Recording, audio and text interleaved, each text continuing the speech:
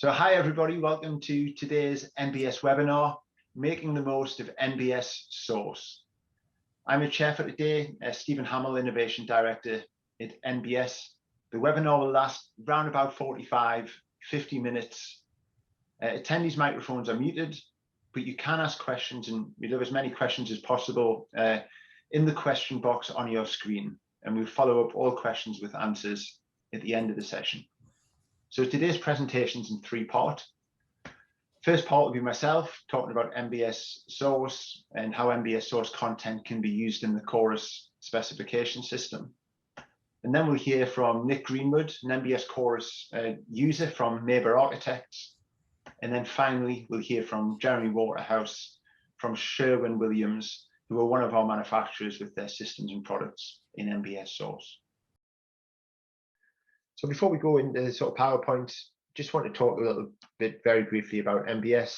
So this is our website here, and you can see that we serve two customer types. We have architects, engineers that write specifications, and we have construction product manufacturers that want to place their product in front of the decision makers. And when we talk about specification practice, it's the sort of names you see there. And when you look at the manufacturers, it's the sort of big manufacturers that serve the UK market typically. And across both sides of the business, we've got about 4,500 customers and sort of like a huge amount of projects every year go through NBS. So what we're going to look at today in terms of NBS Source is firstly sort of why we developed it, how we did our customer focus groups, what our vision was. And then we're going to look at some live examples, looking at sort of the technical content from the product manufacturers. And then finally, we look at how specifiers can use that content when writing project specifications. So first, to kick us off, let's look at sort of customer research and vision. So go back 2-3 years ago. If you go back further than 2 or 3 years ago, like 20-something years ago, we were a paper publishing organization. And it took a long time to actually stop doing things like the RIBA product selector books. I took a photograph at Eco Build 6 or 7 years ago, where we were encouraging people to sign up for the book every year, sent loads of those out. Over time, we developed sort of 3 different sort of solutions, really. A sort of repeat of the product selector online. We had a national BIM library for the digital objects and the NBS product specifications. And the vision source is just to sort of bring them all together into one single location. So you can get your literature, you can get your specifications, certifications, digital objects all in one location. So in terms of that journey, starting with the customer research, we sort of ran focus groups and put prototypes on the screen and said, as specifiers, what do you want from NBS? How can we make it easier for you to specify the right product on the right project? And we've got pages and pages of feedback and pulling it together and thinking, how can we create a sort of really, really great solution for architects and engineers that want to specify manufacture products on projects? And I think if we're going to sort of summarize that into 10 points, which I'll try and cover in this presentation, these are the sort of things that sort of rose to the top. So we want well-structured information, specification information to get the right product. And it's not just about the declaration, it's about having third-party certification evidence came out really strongly. And knowing what that product is suitable for, like where in the building it should be applied, what type of buildings is it suitable for, that guidance was seen is key. And I think top trumping all of the others, like I know you got things like such as, I don't know, slip resistance or durability, etc. But sustainability and fire safety came out like again and again when we talk to specifiers. And yeah, the days of physical books, magazines, brochures getting sent to the door are over. They're over, and it's about online information, digital, with a sort of permanent hyperlink. So if you specified a product, 6 or 7 years time, you can go back and see what the manufacturer was saying at that point in time. And having that structure so strong that you can filter information, you can compare products from the same manufacturer or products from different manufacturers. You've got a sense of knowledge in terms of the currency of the information you're using. For the manufacturers that do provide digital objects to help with the design, make sure those objects are light. Don't cram them with as much information as possible. And put this information into the workflow process, the design process, the specification process, to make life as easy as possible, not having to go across 400 different websites to put that design together, and have that expert human contact at the fingertips for when it's needed. So yes, digitalize the information, but don't lose the human side of things as well. So what we'll do now is jump across to NBS Source, and I'll just show some examples off. And afterwards, you can look at these examples yourself on the website and see things in action. So if I jump across to the web here, and in this little tab, I've got some examples. So NBS Source, search NBS Source in Google, or go to source.thembs.com. But the first thing I want to demonstrate here is just like quality specification content. So we've got a pile carpet tile. It's been classified correctly. You can just see on that hover over, it's classified by unit class 2015. Got a parent classification as well, clickable to see other products in that same classification. And then as we come down the page here, the spec data, we've got some general information to help with filtering. We've used the same terminology that's used in the sort of international COBE, like general properties that apply to all products. We've not only got the unit class classification, but sort of placement in the common arrangement of work section structure as well. Could get multiple items there. But in terms of the spec data itself, that structure is the structure researched by our technical authors that write the chorus content. So you'll get the reference to the standard that's been researched that's relevant to that particular product. You'll use the terminology from within the standard. You'll use the enumerations of the units from inside that standard. Sometimes you might have a specification decision to make. Other times it's a factual property. So having that well-structured specification structure, the same for all products of that type, that's sort of first and foremost in terms of our development. So wherever you see enhanced data, we've taken the manufacturer's content and aligned it to the NBS spec. If you go a little bit further, taking that specification data and creating relations between the products where properties vary. So this particular product from Knauf comes in different thicknesses. And as you'd expect, the properties change as the thickness gets deeper. Things like fire, things like acoustic properties change. And we've modeled that relationship. So I'd like just to show an example in the nice comparison tool that we have here. But if I go to this Knauf data, you can see that they've got variant properties depending on the difference in thickness. And if I just compare, let's compare two similar products. So we've got two Heraclith boards here. If I compare this one with this one, like not only do you have the sort of standard spec properties, which we've had a look at already, but where you've got properties that potentially change depending on thickness, like thermal resistance, like sound absorption. As I go from a 50mm version of this product to 150, if you just watch the thermal resistance there, you see it sort of jumps up by a factor of 4, the sound absorption jumped up. And because you've got this data all nicely standardized with the same units, with the same terminology, you can sort of compare between products and find the product that's right for you on your project. And moving through content examples, here we've got a permeable sheet here, and you can see the importance and the prominence of the third-party certification. So where something has been tested to a particular standard, and also the guidance on suitability. So you imagine permeable sheets can be used in lots of different situations in the built environment. This particular product is suitable for pitched, cold, and warm roofs.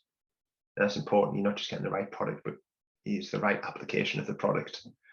And to see that third-party certification, you can drop down there and we're linking the data together. And even the certification's got a bit of a data model behind it. First issue, January 2011.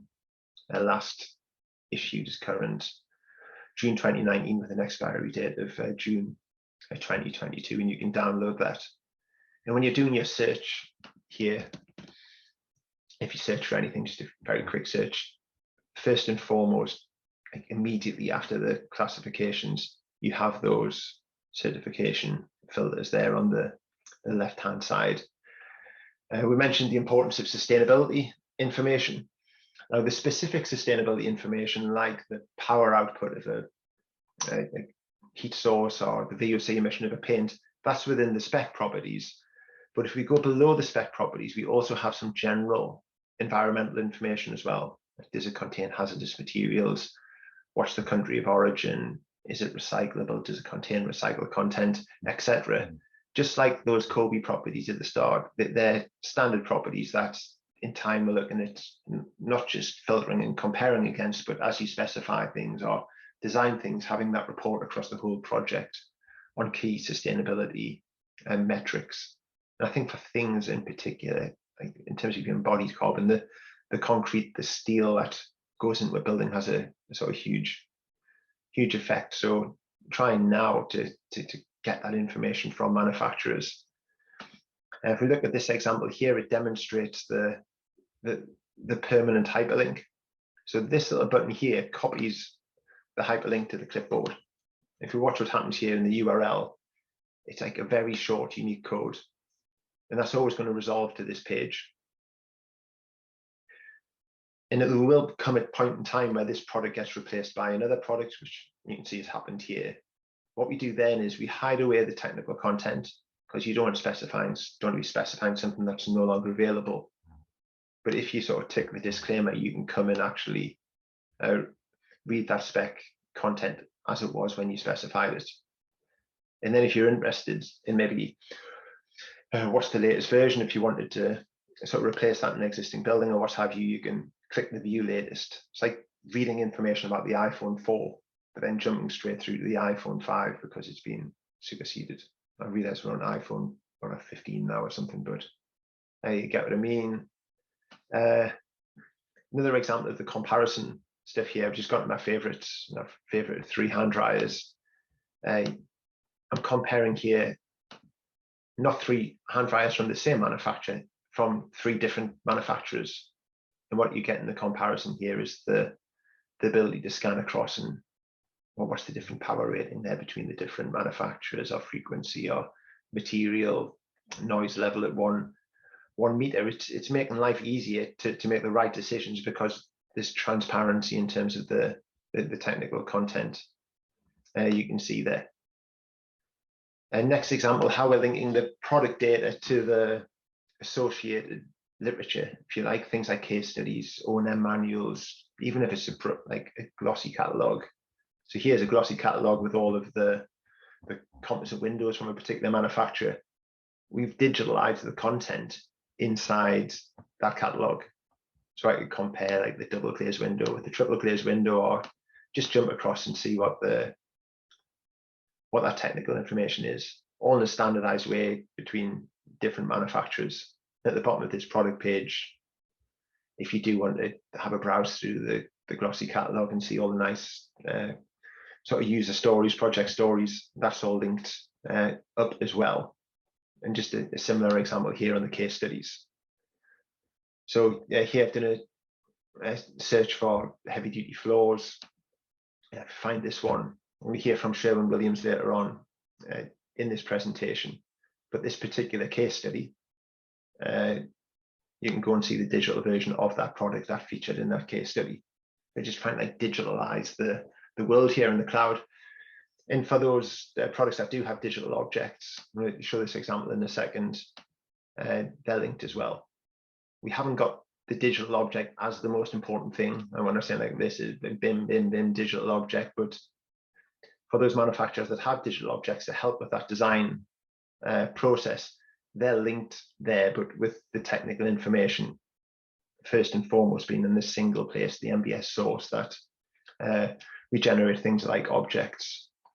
So yeah, the final section from me now, how can you use that source data within your design and specification process? So we've looked previously there how you can use source as a bit of a standalone platform to do product research discovery. But what about like the actual specification? process. So let's just jump across to NBS Chorus. So this is our spec product. We've got webinars that are just focused on NBS Chorus. But I'm writing the spec for this particular project, and what you can see is inside it, it's things like masonry leaves, partitions, sanitary accessory systems. Now, if I open masonry leaf systems, and I've already added the link to concrete block, as I come down here, what you can see is as I select aggregate concrete block, I get all of the technical guidance. As a specifier, I get the links to the standards, but you can see that 34 of the products from NBS Source are relevant to aggregate concrete blocks. So when I click in this next field, you get all of the products that you've previously seen in NBS Source. And it's just come across now, and you can click on one of those, like, read about it again, and then you just click the plus button and it drops in. So you've got your third-party certification, you've got your guidance on application, what it's suitable for. Just before I add this in, I'm just going to show the alignment between the generic spec and the manufacturer's content. And you can sort of spot the difference there, but you've got the same headings, the same language, the same drop-down values, the same units. And at the point where you click plus, that just sort of goes from source and drops into your spec. So if we just have a slow look through what's happened here for a product, this comes in as a chip, which is hyperlinked to the analytics information online. You get full address details. If you don't include all of this, you can just come and sort of park it away as a specifier. You may just want to have the email address. Oh, that's fine, just park that off.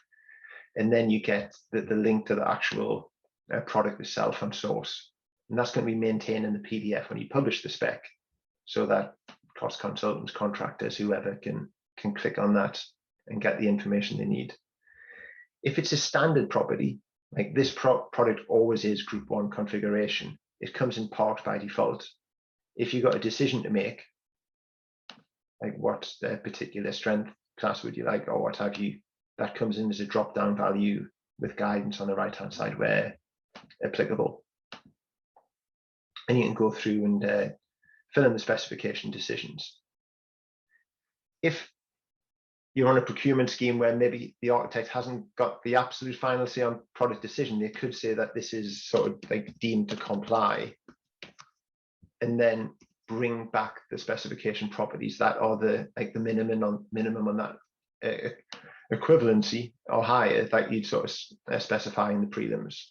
So you could say that it must have a tolerance category of D1 and group 1, and you know the lignocite ash GP meets the spec. So all the information's in there for you to toggle on and off to get that sort of nice tight specification that you want. If I jump across and just show how slightly different systems work. So if I go to a partition system here, it starts off very similar, but when I come to system manufacturer, you get them on the right hand side. If I pick a partition system build-up from the likes of Knauf here, so let's put in this one here. The slight difference is it drops into the spec, all is the same at the start. But because this is referenced in the product references, you need 50 millimeters of the Knauf acoustic C-stud. You need to have the approved whatever wafer head screws if you want to receive the performance that you want. We're not automatically parking those off. So there will be in the printed spec. And then you've got to make just the spec decisions that could potentially vary. So things like you've got a choice there on the different types of horizontal board joints. And again, guidance provided. And for something complex, like your sort of more complex systems, you can always jump across and just sort of contact the manufacturer as well. And just say, like, I've specified these 4 or 5 partition systems, and get them on the phone, get them on a Teams meeting, and just sort of go through things to make sure you specified exactly the right thing to achieve the performance that you want. Get recommendations on execution, etc. One more sort of final examples. Come across the sanitary accessory systems. It may be a hand dryer here that I've already researched and sort of favorited in source. If I jump back across the source, and I'll just go to this Dyson hand dryer I had open. It's a bit of a power user trick, but you can click on here to get that hyperlink, and then you jump back across the Chorus. So that's on the clipboard now, copy to the clipboard, and you just click paste in here. And it just gives you confirmation. Are you sure you want to add this product? And when you click add, it drops into the spec. You've got the chips, and as you start sort of moving down for your spec decisions, it's all synchronized up. So NBS Chorus, NBS Source, two different platforms, but with that really nice integration between the two products. So that's the specifications side. Chorus also links to the 3D modeling environment. Just going to show a Revit example here when we're on the screen. But this is the Cooper's Fire roller shutter that we saw earlier. So you've got the technical information in the spec to make sure that's there, that product's being specified.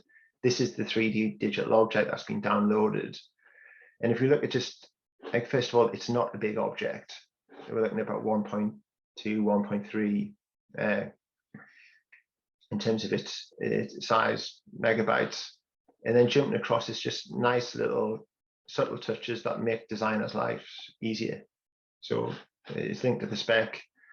Depending on like the visualization you're creating from here, you might want to have the fire curtain open, or you might want to have the fire curtain down.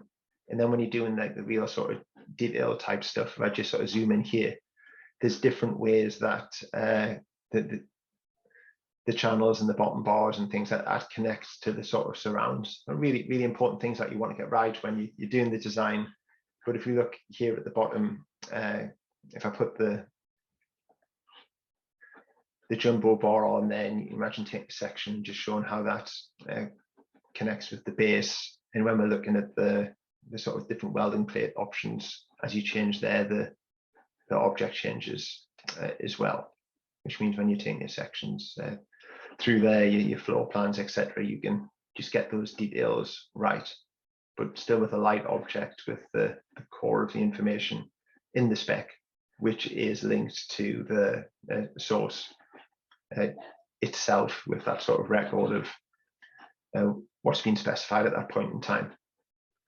So hopefully getting that specification and design workflow working really sort of tightly together. Just to show some real quick examples from a real life project. This is NBS offices in Newcastle. You can see how the architects JDDK used the Kingspan access floor objects to do the design of the office where I sit and work from. And you can see some of the product specification decisions. This was actually an NBS Create spec, which we've uploaded in the Chorus, but you can see the specified the Velux roof light, and there's the building as it was in construction with the Velux roof light above our cafe. And here's where they've specified particular flat roofing system from Bowder, a bit like the canal, for example, for the partition. And then photographs I took when I was making a cup of coffee one morning of the roof structure getting put together for our sort of rooftop garden, and then all of the Bowder materials as specified by the architects JDDK arriving on site, getting sort of lifted up to the roof and constructing the roof to the quality is specified by the architect. So that's everything from me. Just want one little like illustration just to sort of reinforce that vision, trying to produce two great platforms. Chorus for specifiers, Source for construction product manufacturers, and having NBS there, sort of connecting both of those worlds together so that the right decisions can be made that are right for that particular project. What I'm going to do now is hand over to Nick from Maber Architects, and Nick's going to now demonstrate how he uses this on real life projects. Over to you, Nick. Yeah, thanks for that, Stephen. Thanks for the opportunity to come along and share what we do with NBS Source and how we use it. Just show the NBS Source home screen for a start. And what we'll do is we'll look at look at a real life situation where we're going to try to specify or look at specifying a roof access hatch and AOV on a specific project. So this is the model element that we've got, and I'm going to move into the Source website to look at how to specify this AOV and roof access hatch. So if I type in AOV into the search bar at the top, we get a wide selection of products that the system feels is suitable for those search parameters. And as we can see, there's lots and lots of information here. 295 products from 193 manufacturers. We can filter those down on this left-hand side here. So we've got natural smoke, heat, exhaust ventilators. I'm going to select that category there. And NBS Source filters all of those products down for us. So looking at the ones we've got left, we can see that there's automatic opening vents, there's a Brett Martin AOV smoke vent, there's also products from Colt International. So if I want to, I can select the products that are of interest to me and click on the bottom button down here and compare the two products. So I can see at a glance how one may be better than another. So obviously there's a lot of information contained in there. And if I go back and look over again, you can see that actually the Colt International product is a AOV, smoke ventilator and roof access hatch. So that's a combined system, and that's exactly what I'm looking to specify. So I've got my product, and now I want to know exactly how it fits into NBS Chorus. And as I scroll down, you can see that the Uniclass information is provided within the product information, and I can see that this product sits within a natural smoke and heat exhaust ventilator section. So having found the product that I want to specify within my project, I can then go into NBS Chorus and start to add the content into my specification. So I know that I'm looking for natural smoke ventilators, and scrolling down, we can see that natural smoke and exhaust ventilators has come up within this section. So I'm going to go ahead and add that into my specification. Opening that clause up, I can obviously see that there's a lot of information that can be added into that product specification.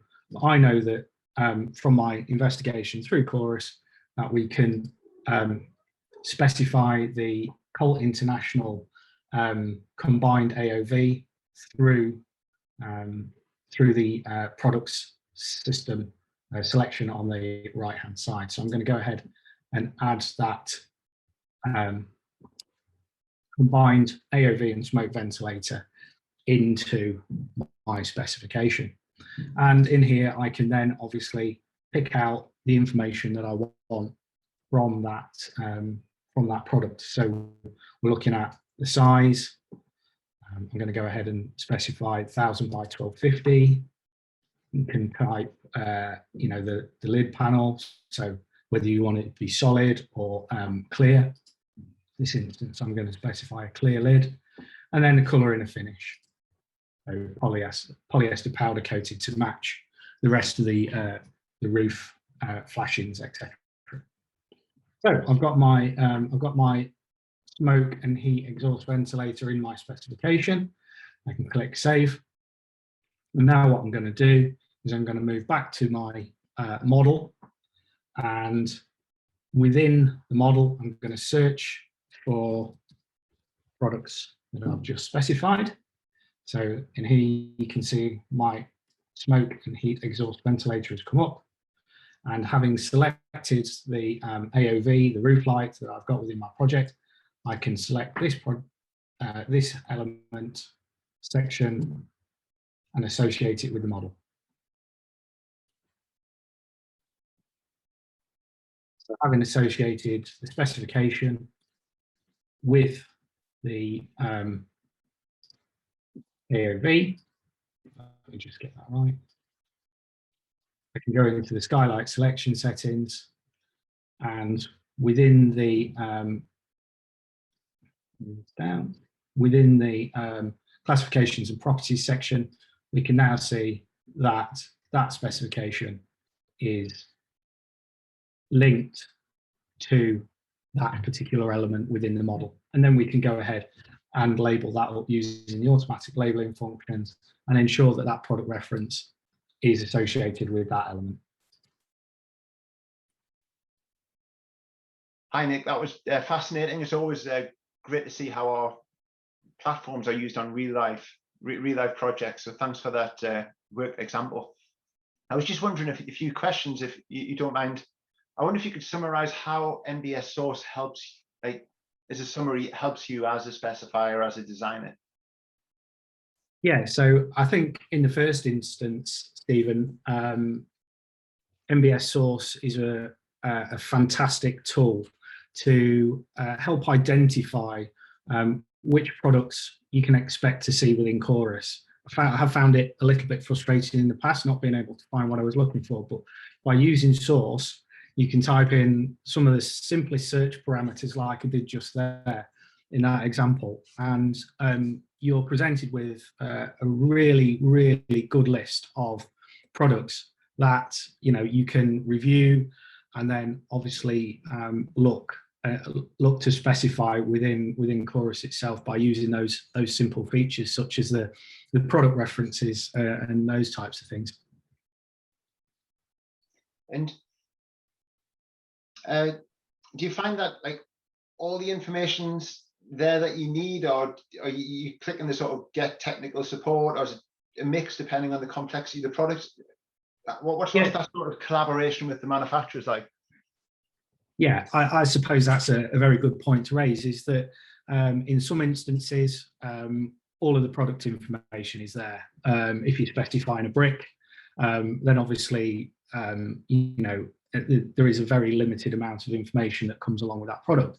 However, more complex items like the AOVs, that type of thing, we do generally use the manufacturer's technical advice lines. We'll get in touch and make sure that exactly what we're specifying is right and meets all of the requirements that we're looking to specify. So it's a very good starting point from our point of view, but obviously due diligence, working through the specification and ensuring exactly what you're doing is right is part of the process. So yeah, both come to mind. Yeah, so based on that theme, for the more complex things like complex cladding or complex roofing solutions, are you just literally putting like Teams meetings and Zoom meetings up and showing the spec and the designs on the screen and getting help that way? Yeah, absolutely, Stephen. So window detailing comes to mind just recently. We've with this project on site, as a Zoom meeting to resolve a curtain wall in detail where we've got complex intersections with steelwork, and we need to provide flashings. Pulling a detail up on the CAD system and showing it to all the participants helps resolve some of those problems really, really quickly. And finally, so NBS, we have two platforms: Chorus, Source, and technical team, a software team that are sort of pushing on both development. What would you like us to do next in terms of NBS Source? How can we continue to improve it? That's a really good question, actually, and I've been thinking about this a bit, and I think my answer is quite topical in that sense. I think that being able to filter products through their fire rating is obviously very hot, if you pardon the pun, on the agenda at the minute. Being able to select a range of products and then filter them via an A1, A2 classification would be absolutely fantastic. I think it's obviously really, really high on everybody's agenda at the minute, and being able to have that information to hand would be fantastic.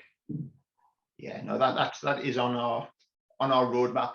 I think at the moment we're in the process of enhancing all of the content, and when we hit that sort of magic number, once you've categorized your search, then you'll see those technical characteristics that you build a filter by. So whether it's a species of timber, or whether it's a luxury rating of carpet, or fire rating of some sort of covering material. But no, we'll continue to improve. We'll continue to push on, and really thank you very much for the presentation. That's fine, you're welcome. Now we're going to pass it over to Jeremy from Sherwin-Williams. Got the Sherwin-Williams page up on the screen at the moment, but yeah, over to you, Jeremy. Thank you, Stephen. Hello, everyone. My name's Jeremy Waterhouse of Sherwin-Williams. I'm the product manager of the high performance flooring division for EMEA. A quick word about Sherwin-Williams to begin with. The company, they're an American company formed 150 years ago. They are one of the biggest coatings companies in the world. If they're not the biggest, they're always featured in the top 3. I've put up a few figures here to show you how we do 18 billion turnover, employing over 60,000 people across 120 countries globally. They actually have over 4,000 stores in the United States, so they're very much a high street name and feature in every town and in every city. That's how big they are. They're involved in all aspects of coatings, whether it's space shuttles, stadiums, or combine harvesters, apart from ordinary paint coatings and flooring.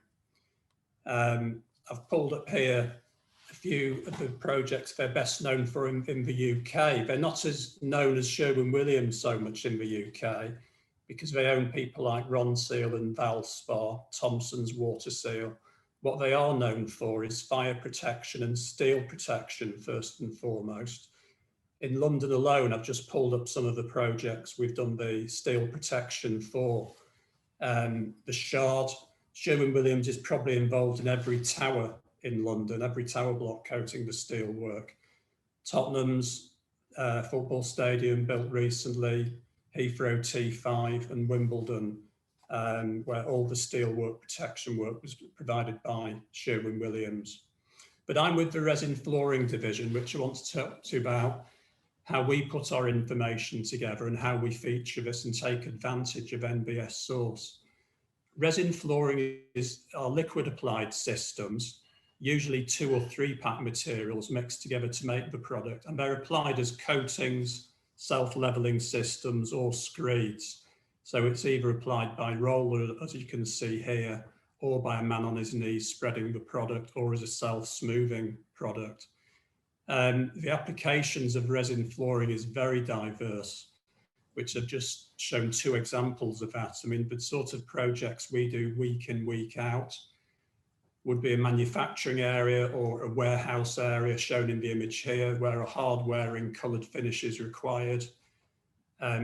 But you can also achieve decorative finishes with resin flooring as shown here, and that can be taken to a very detailed level where this terrazzo floor has been done incorporating these basketball players. That's at a stadium in Ohio in the US. But both these images demonstrate how we deliver a seamless hard-wearing floor finish. Because of the diverse nature of resin flooring, we supply to all industrial and commercial sectors, which we put into these 12 categories here. Our biggest sector is food and beverage because of the hygienic hard finish that's delivered with resin flooring. But the finishes are suitable for all sectors. We do a lot in the automotive sector, aviation. You can see there the biggest hangar at Manchester Airport, through to stadiums. All the concourses at Manchester City Stadium are done with Sherwin-Williams protective floor coatings. So the systems are very diverse, and the systems we have a 30-year track record. Part of the information we want to get over to potential architects and specifiers is that it's a proven performance and it's a certified performance with resin flooring. Now, I've listed here some of the most important criteria. First of all, bond strength, where we demonstrate how good the adhesion is of a resin system to a concrete floor. Most of what we're going on to is concrete. I mean, we do go on to wood, cementitious screeds and other substrates, but mostly we're going on to concrete. The adhesion is so good that if you get impact damage on a resin floor, the concrete underneath is going to fail before the resin system does. And that's how strong the bond is, as demonstrated with that test. Equally, the compressive strength we've shown there, demonstrating what a hard finish it is. A lot of our screed systems exceed 50 newtons. And as a lot of you will know, a lot of the strongest concretes would be around 25 newtons. So we're talking about screed systems which are much stronger than concrete. We deliver an impermeable surface, so it's waterproof, it's suitable for areas where there's constant wet processes or wet production or fish markets projects like that. And the systems can be resistant to thermal shock with hot water up to 120 degrees, which means they're suitable for steam cleaning, or indeed in chillers for temperatures down to beyond -30 degrees. So this is all certified performance, which is information we want to get through to specifiers, as I say. Sustainability is the other important side of resin flooring, where we want to get the message over. I mean, I've listed some of the features here, some of the benefits with resin flooring. Polyurethane screeds, which we promote greatly in the food industry and in food production and manufacturing areas, has a very low VOC content. That basically means it's solvent-free. Some of the formulations actually involve vegetable oils and natural mineral oils rather than oil derivative products. So some of the raw materials are 100% sustainable. Because of this content, a lot of the products are approved and certified by associations such as HACCP International, which is a global certification standard for the food industry. And bodies such as Camden BRI have tested the products and certified them as being non-taint and odorless. So they can even be installed in food factories where food production is going on in adjacent areas. This just demonstrates the sort of hygienic level of the materials and the sustainability. I mentioned earlier the adhesion that's achieved, so we really promote this as a monolithic solution going onto concrete. Most resin floors we do, because you get this monolithic adhesion, it is a long-term solution that potentially can be the life of a building. So that means you should never need to rip up a resin floor and send it to landfill. If you want to change the usage, you just go over it or put a different colour or put a fresh seal coat on it. So we tick these boxes, which we're building up this data all the time so that we can meet the demands of LEED v4 and BREEAM. Reaction to fire, again, very topical and very important, which specifiers always want to know. Most resin flooring systems will meet the BFL S1 standard. What essentially that means is that resin flooring does not add to the heat or the intensity of a fire, or that it will not propagate a fire. So essentially it's an inert material, which is important to know on the buildings. So all this data that we've accumulated, this certified performance, this is the content we want to get into our NBS Source. Now we have our own system guides, which are 4-page documents. We've pulled up one here on the page for our polyurethane screed Fast Top TG69. These guides show a cross-section of a system, how many coats it is, the benefits of the system, the scope of use, what sort of industries it's suitable for, an outline specification, and a virtual method statement for the installation of the product, and a case study image. And we have over 40 of these system guides, which we want to make available through NBS Source, so specifiers can get to this information and find the right system they need as quickly as possible. So to look at our actual content on NBS Source, you can see we have the tabular information like this, where our systems are lined up in sections. There's a summary of what each system is and what industry it's suitable for, so specifiers can quickly narrow down which system they need, as we have 70 products and over 40 different systems, as I mentioned. It's important to get this technical data on, which again will narrow down the choice that an architect needs. And this will always feature the strength, the adhesion, whether a system has any flexibility, etc., and what the chemical resistance of it is. And this will lead to an architect using the NBS Source system, where they can then specify a system directly from our NBS Source content. They can draw down BIM diagrams as well, which to be part of the specification to demonstrate how a system is being installed, relating to the thickness and the texture on top of the system. We also feature a list of case studies on our NBS Source content.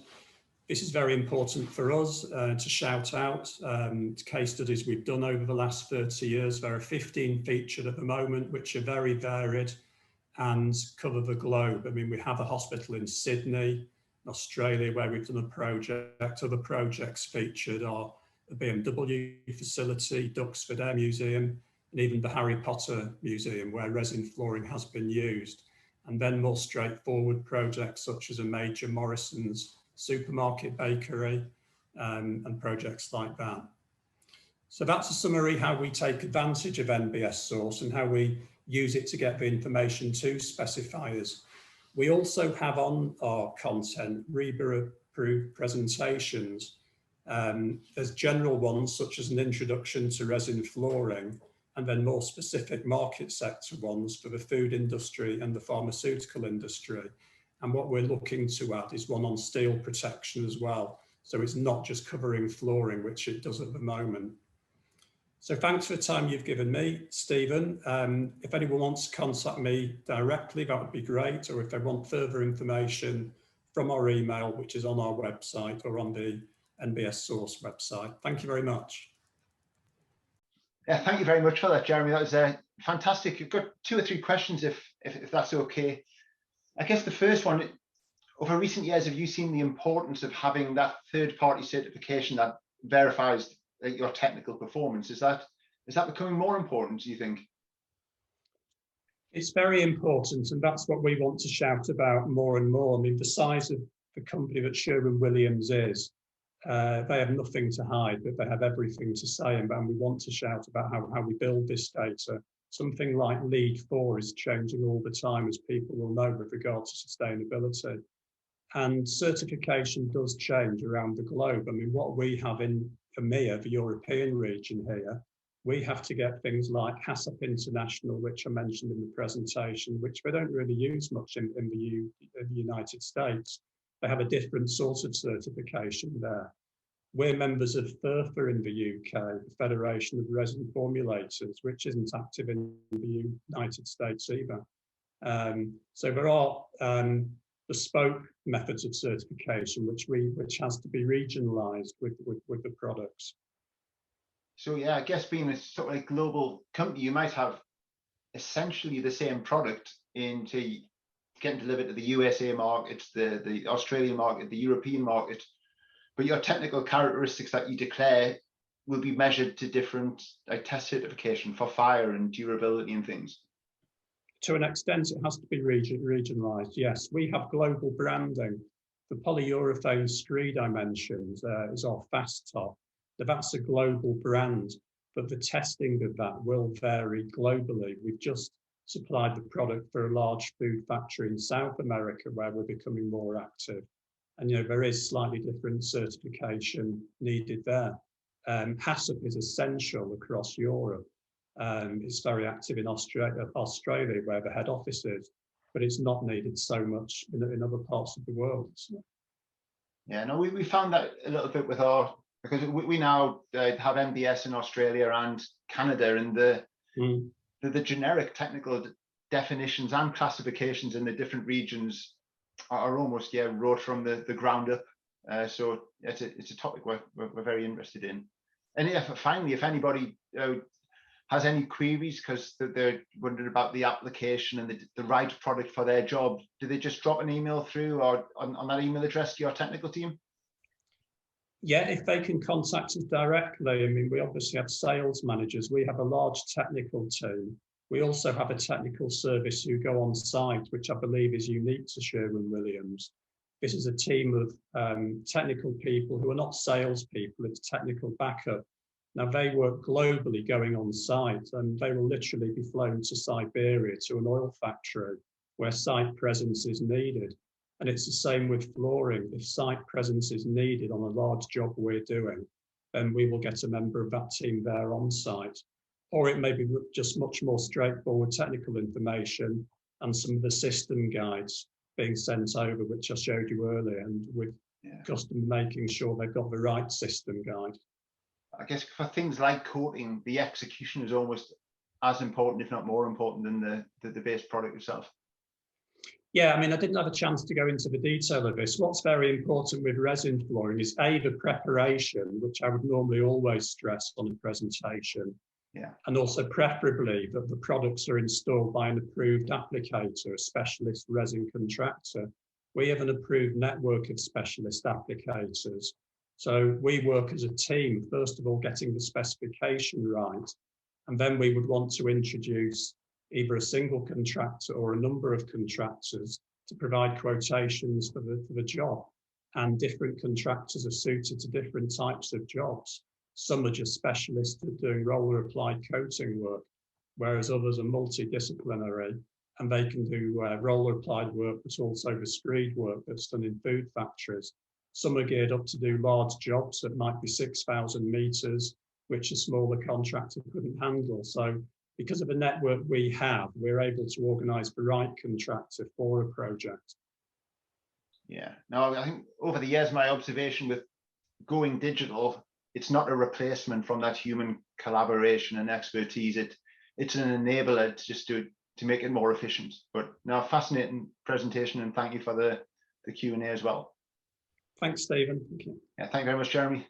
Just a final sort of call to action screen here. Next steps, please go and explore NBS Source, whether you're an architect, engineer, part of the wider project team, whether you're a manufacturer that wants to know more, have a look on source.thembs.com. If you've never really seen Chorus before, you can find out all about Chorus on the nbs.com/Chorus. And any questions, any feedback, we love hearing feedback. Are you enjoying these webinars? What sort of things do you want to hear about in future? Please put your feedback into the chat window, because I really enjoy reading it afterwards. But we've got our phone number there, got our email address, and also our website. So thank you very much for attending today, and take care, everybody. Bye-bye.